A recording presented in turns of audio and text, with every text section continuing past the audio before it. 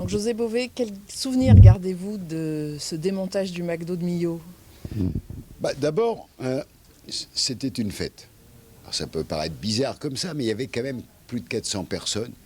Il y avait un orchestre, une fanfare. Il y avait des enfants, des personnes âgées, des gens de tous âges qui étaient là. Et les choses se sont passées de manière très pacifique et joyeuse.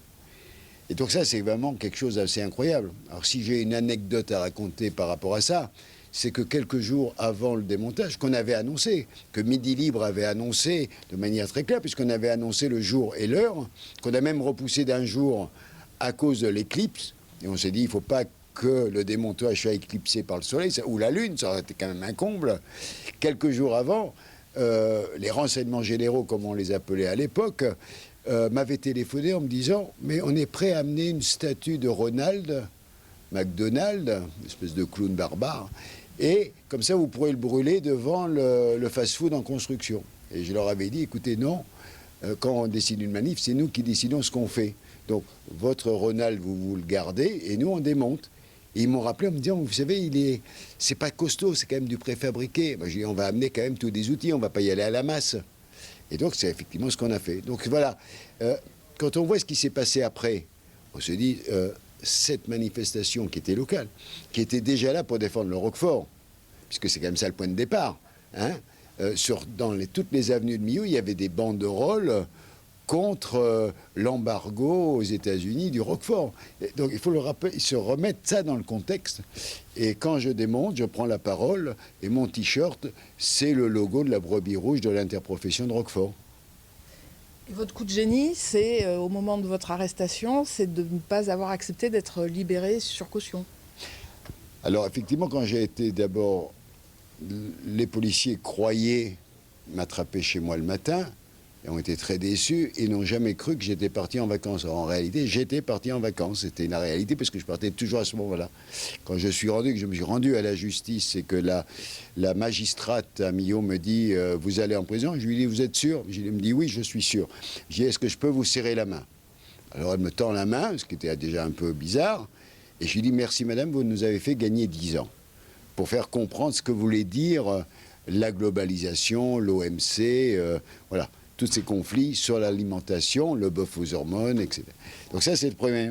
Et puis c'est vrai qu'on m'a incarcéré. Comme j'avais été poursuivi, qu'il y avait eu d'autres condamnations pour les OGM, on m'a dit, vous êtes un repris de justice. Donc vous ne sortirez pas comme ça. Il faudra que le tribunal de Montpellier le statue. Et après 15 jours de prison, j'ai été amené au tribunal. On me dit, monsieur, maintenant vous pouvez sortir si vous payez une caution de 100 000 francs. Et je leur ai dit non, non. Le syndicalisme, l'action militante, ça ne s'achète pas. Et donc, je refuse de sortir. Ce qui a créé une situation un peu cocasse, puisque j'étais à l'époque donc à la prison de Villeneuve-les-Maglones. Et là, tous les matins, j'avais le directeur qui venait me supplier de payer la caution en me disant, écoutez, pour les autres détenus, ça crée une situation invraisemblable parce que vous êtes le seul prisonnier qui peut décider du jour où il sort. J'ai dit, moi, je ne sors pas. Et donc j'ai refusé de signer, et c'est qu'au moment où la mobilisation était très forte et surtout de manière très symbolique, un syndicat de petits paysans, de petits éleveurs des États-Unis, notamment du Texas, du Wisconsin, ont envoyé un chèque pour payer la caution en disant ce qu'il a fait, on aurait dû le faire depuis longtemps. On a été victime des hormones et de tout ça, eh bien nous on paye la caution.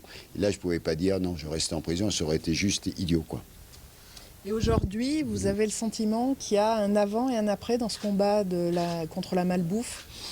Alors je dirais que si on se replace dans le contexte il y a 20 ans, c'est vrai que quand on parle d'alimentation standardisée et d'agriculture industrielle, ça se dit, mais ce n'est pas dans l'opinion publique en général.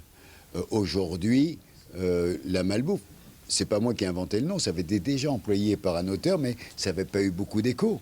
Et là, aujourd'hui, tout le monde le reconnaît. Et les gens sont, quels que soient les milieux sociaux, c'est quelque chose de très important. Donc moi, je suis assez fier d'avoir pu à la fois dénoncer la malbouffe, la bouffe industrielle, et que ce soit en défendant la première appellation d'origine, le Roquefort. Et c'est quand même très intéressant d'être arrivé Mais je dirais que c'est un fait de l'histoire d'un moment où on se retrouve opposés. Pourquoi est-ce que le Roquefort est pris en otage par le bœuf aux hormones? Il fallait quand même cingler aux États-Unis d'inventer un truc pareil. Ils l'ont fait, tant pis pour eux.